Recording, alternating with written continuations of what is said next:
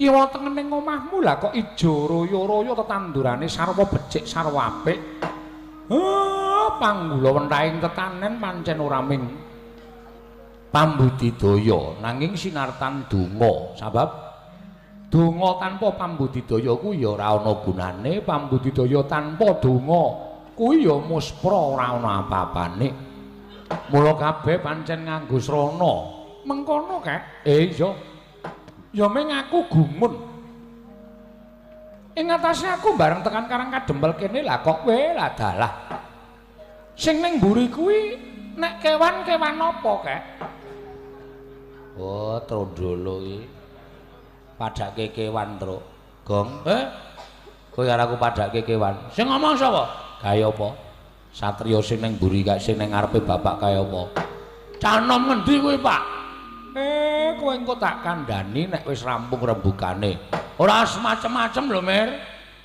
Kowe iki anake wis 3. Gareng aku Petruk. Ayo. Tumindak ora prayoga kowe, ha? Aja ngawur. Kowe engko tak kandhani aja ndakwa bapak musike. Wes ora kowe iki arep tuwa ning glidhik. Ceniningan soan. Dengkulmu mlocot. Kowe sapa kek? Iki anakku. Lho.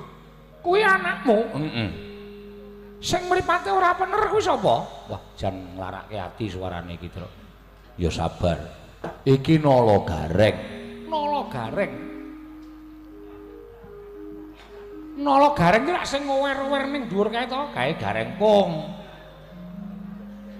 Sing dhuwur sapa? Sing dhuwur irunge dawa kuwi Petruk. Weh, lah dalah. Ana wong kok jenenge Cakruk.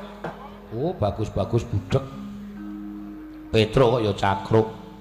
Lah sing mripate kaya ndok ceplokan kuwi. Lambene jembare ora jamak kuwi sapa? Iki anakku ragil jenenge Bagong. Loh. Ana wong kok jenenge Ngesong. Ngesong nggo mendem kowe iki apa piye? Bagong. Oh, wis sapa ta, Pir? Iki jenenge Raden Wisanggeni. Anake sapa? Perkara anake mengko tak kandhani ning kosek aku tak crita karo Ndara Wisanggeni sik. Kok ketoke nyolowadi kowe? Menengo to. Aja nyaut-nyaut dhisik.